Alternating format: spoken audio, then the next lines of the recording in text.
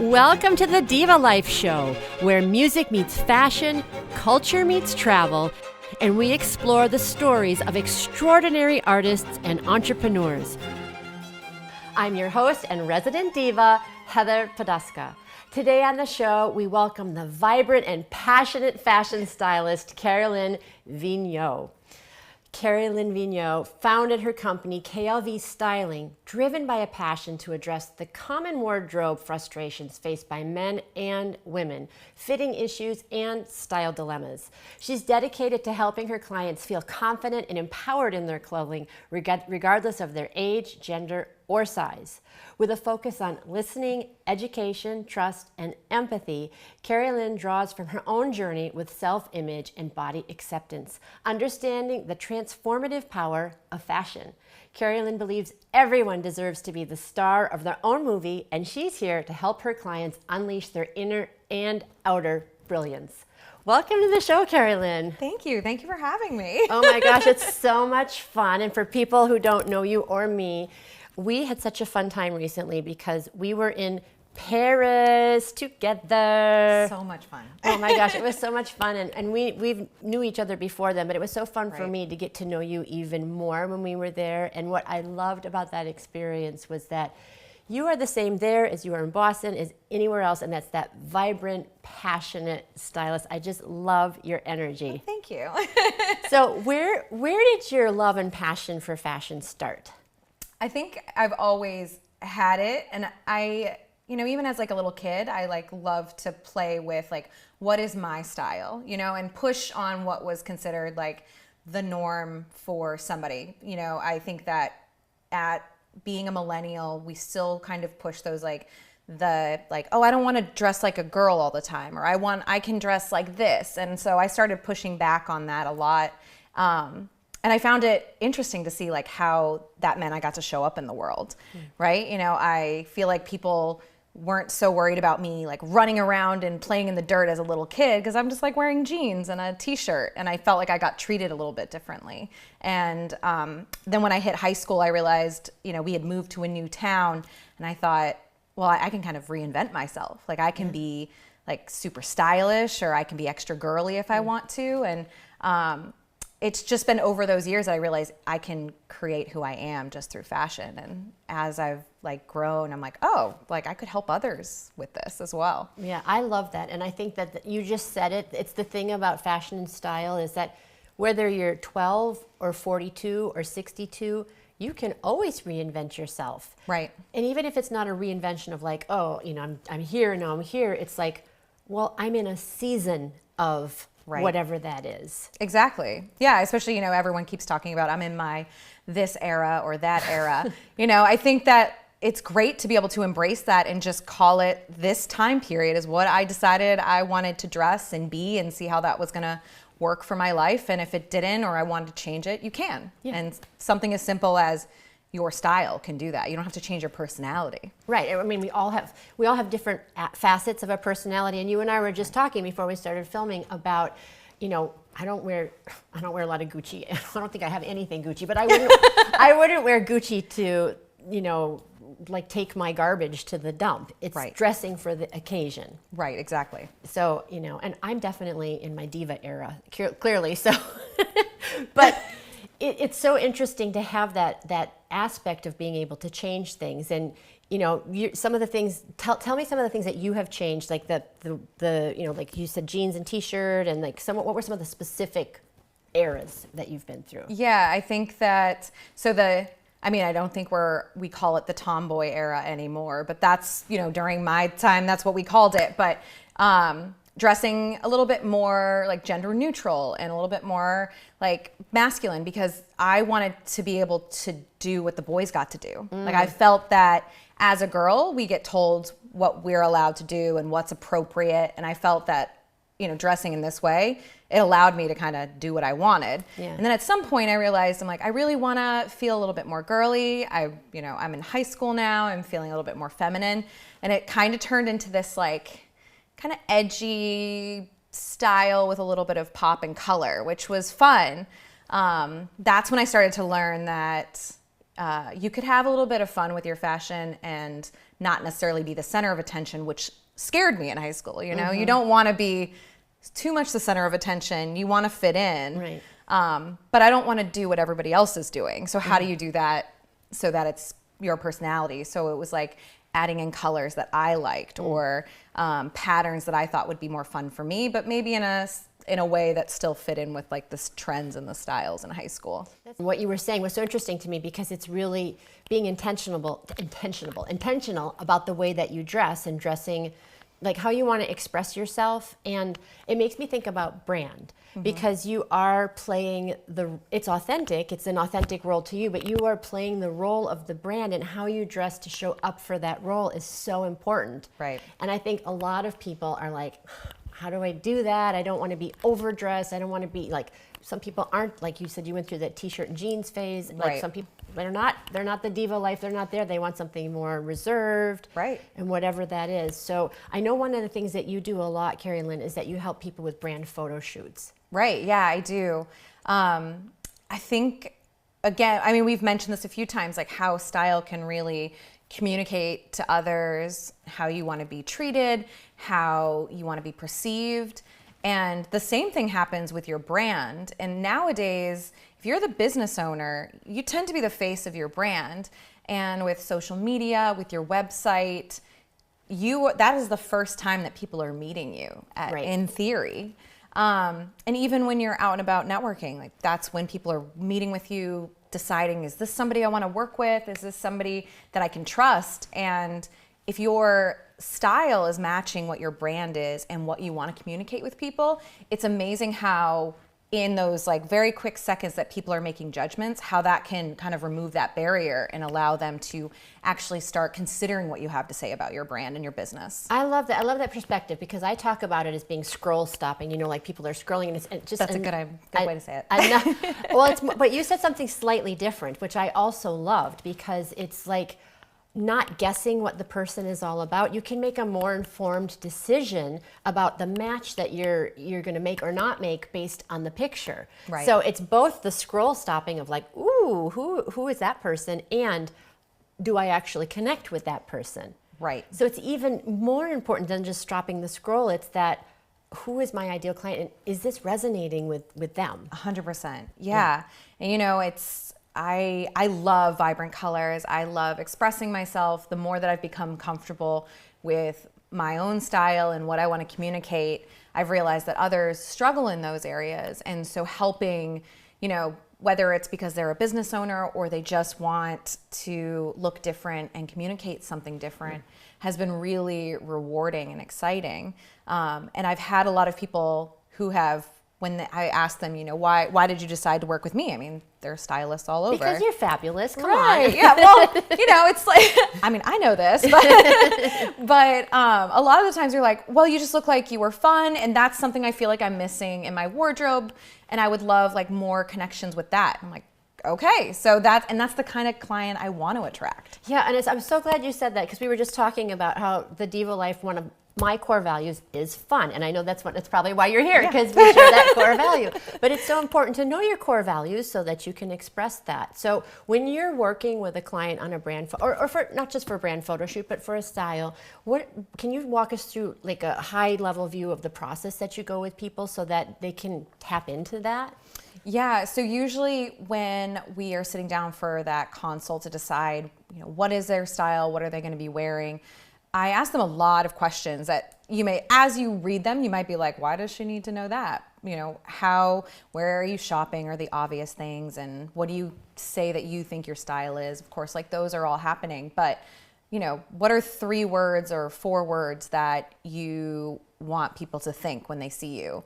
Yeah. What are 3 or 4 words that people constantly tell you that they think about you? And are those in alignment with what you're trying to communicate with your brand? And a lot of times it is. Like usually you're putting yourself into your business. You usually are trying to communicate those things. And so once we start to get that, then I can understand, okay, well then, you know, you want something fun, you want people to think you're approachable, then probably not wearing suits that are in navies and grays is probably not the direction you're going to want to go. Yeah. You're probably going to want to wear a little bit more relaxed outfits, maybe something that has some pattern or some color, and all of those like words are informing me as we're talking. Yeah, that's so great. Now we've talked, when you said suits, it reminded me of that. We've talked a lot about women, but you work with men as well, is that correct? Yeah, I do. I originally started working with men about 11 years ago. And it was custom suiting. I thought it was really cool that there was a business out there that could offer this for men and give them that same attention that women tend to get when they go shopping. And I realized really quickly that guys also struggle with how they are finding clothes that fit. They also do care. They just at some point they're like, I just don't want to waste my time doing it. And I realized that there's this need for people to just be like, can you just help me figure this out? Yeah. So I can go about my day and, work and focus on my family and still crush it and look great. It's so important. I think people underestimate it, and it's like, so I'll take an example from my life. I am not a great interior decorator. Yeah. I'm a really good singer. I am not a great interior decorator, and it kind of surprised me because, I have this talent in the creative area, but when it came to my home, I was like, I had to get to a point where I was like, this right now is the best I can do. And it's not cutting it. It's not cutting it. I need help. And it made me feel so much better every time I walked into my house to be like, oh, I didn't have to do this on my own. This is really expressing who I am. I feel supported by my environment. It's so important. I think people underestimate the value of having an expert help them with their style. Yeah, I think there's a lot of things we can do on our own and learn on our own, but if you've got other priorities in your life, there's no shame in saying, I'm just going to hire or I'm going to ask for some support in this area so that I can still conquer whatever I need to conquer, feel and look my best, feel comfortable, and then have all this extra time so I can focus on all the things I love to do. Yeah. And, a lot of us have families and friends and hobbies that we'd rather do outside of work than shop all day long. Well, I don't know about that. I mean, I do. Not other people. Oh, that's so funny. So I want to ask, do you feel like you encounter any resistance, men, but I think maybe more for the women that hesitate? They want it. They see the value in it, but they hesitate spending the money on it because I don't know how to say it. They don't think that that they should. Mm-hmm. Do you give themselves that permission? Yes. To essentially, we like to say treat yourself, but really self-care. Yeah, is honestly what it is. Yeah. It's, I feel like I do notice that a lot with women more than men. Men tend to be just they see that there's a practical need and they know that dressing a certain way is going to get them further in their business. It's going to get noticed. And they see that as a practical solution as to getting to where they need to go. Yeah. Some enjoy that style. I'm not saying all men are not like that, but I feel like as women, we've been told to focus on everybody else before we focus on ourselves. And this would be a luxury. Right. Right. I talk about this all the time, that it is not a luxury item in your business. No. It's like it's like anything else. You want to be seen a certain way. You want to attract the right kinds of clients, but the right status client for your level of expertise too. Absolutely. So it is absolutely an investment in your business, like any other way, any line item in your business. I don't know why people don't see that to the level that it really impacts their business. Yeah. Well, I think too, as women, it's been considered, silly or frivolous. We like to shop, and but it's no, if it's your business, this is the same as marketing. Right. How you put yourself out there on Instagram. You're paying somebody to tell you how to market yourself, how to show up based on a client you're trying to attract, and how your website should look. Well, if your wardrobe doesn't look that way, and you're showing up in yoga pants and a sweatshirt, but your brand, you want to be working with clients who are high net worth and, you're doing professional services for them. Right. It's kind of not connecting, and they're not going to take you seriously. Yeah, and I always counter, like, people are like, oh, well, Mark Zuckerberg and Steve Jobs and, Gary Vaynerchuk, they were okay, first of all, Well, when you're a billionaire, exactly, do whatever you want. Exactly. No, everybody already knows you're a billionaire. You don't need to worry about telling them anything. Exactly. If anything, the reason that they're doing that is they are trying to lie low, and they are trying to kind of just, they have a zillion other things that they're thinking about, and that has become their brand, and they can. Exactly. And I wouldn't want that for my brand, because I want to feel glamorous and, sparkly and all those things. That would not work for my brand. Right, yeah.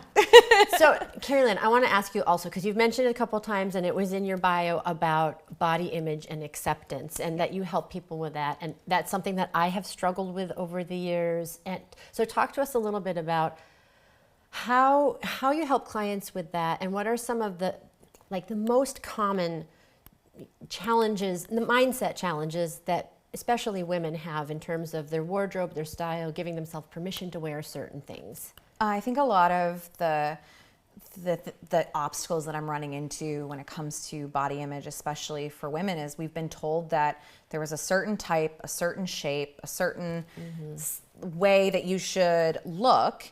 And then as you also age, there's a certain way you should look as you age. And then there's a certain way you should suddenly start dressing as you hit momhood, or as you hit your 50s or 60s or 80s. It's just, we have all these rules. They maybe aren't in print somewhere, but we all know them. We all understand what is expected of us.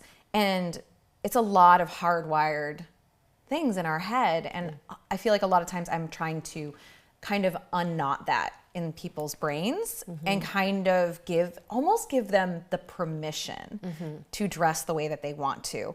And I think that, being a professional wardrobe stylist, I get to be the expert. So they're like, well, if she says I can do that, and then they do it, and then suddenly they get the proof when they're out and walking about. They're like, people recognize me. People have commented on how nice I look, or how this looks really great on me. And that can be enough to just bolster your mood, bolster your confidence, and then the world is your oyster at that point. So what would you say if someone's watching this right now and they're in that place and they're like, I love the way Kerilynn looks, I love everything she's saying, I hear what she's saying about the body image, it's easy for her to say she's beautiful, she knows how to dress. What would you say to that person that's in that place right now that is getting in their own way? They want it, but they just can't get themselves to do it. Yeah. You brought up a really good point. Oh yeah, of course it's easy for her because X, Y, and Z. Right. We all say this about every person that we know, our friends, our family. We're like, well, of course she can wear that. She's a blah, blah, blah. Right. I have the same issues as everybody else. I've spent years unpacking how I should feel about my body, how I want to move about in the world, what I'm allowed to wear. It's taken me a long time to also just come to terms with it's okay. I don't need to be a size 0 to exist and be seen in this world. And fashion is still absolutely available to me, no matter my age, no matter my size. And so when people are kind of telling me well, it's easy for you, you've got curves. And I'm like, I've learned how to show off these curves. Believe me, I've tried to hide them. I've had many issues with my own. And so I'm like, just because you think that you are in a worse shape, it's not true. It's just, that's the story you've told yourself for years, and you've just let it run your life. Yeah, and I belly laughed, because I'm like, the grass is always greener. 100%. I want straight hair over curly hair. It's the same thing. And the thing that I love about style and understanding your body type and accepting your body type is then you can start to dress it in a way that's so exciting. Yeah. If you know how to dress it and feel good in that body type, then you can, it's kind of like this, upward spiral of body acceptance. Yeah, absolutely. And it's, I feel like as you start to accept it, and as that confidence starts to grow, it absolutely starts to open doors for you. You're more confident in your business. You're more confident in how you're interacting with people. And if you are aiming for that promotion, it's amazing how those changes can actually get you to those places. It seems so silly because people are like, really? But I've seen it happen so many times, because what's happening is yes, your wardrobe has changed, but inside has changed. And that is reflected. You'll start noticing people interact with you differently, right? Because suddenly you look more confident, you look more happy, you're attracting more of those people to you. So if that's what you're looking for, starting with something as what we would think is like, oh, so silly, my wardrobe, is actually making huge changes for you. Well, I don't think it's silly. I think it's super important, because when we see influencers, we see all of those things. Well, I'll say speak for myself, but for most people, we want to feel the way they look. Right. It's so attractive, because you want to be around, if like you look so beautiful and so confident, of course I want to have you on the show. Right. Right? But it's true, like I wouldn't want to have someone on the show that like was like not sure of themselves, and they didn't feel good, because it reads. Right. I would want to help them be more confident, but when you have somebody and they feel confident, you're like, oh, I want some of that. Yeah, absolutely. So it does that for you. Absolutely. I mean, I wasn't always this vibrant and excited and wanting to dress a certain way always. Like I said, high school was definitely, I mean, that's got its own mixed bag. College, same thing. I was like, I don't want to stand out so much. Like I just kind of want to be like quiet and do my own thing. But I started to realize that as I started dressing the way that I actually really wanted to feel and dress, it really started to attract the people that I wanted in my life, the situations I wanted in my life. And people recognize it. It's amazing how many times people will stop me on the street and give me a compliment, and they're like, oh, that's so amazing that you're so confident to do that. I'm like, I honestly struggled this morning to decide, like, is this too much? Never. And then here we are on the street, and I've gotten 4 compliments, and I'm like, well, clearly I've done something right.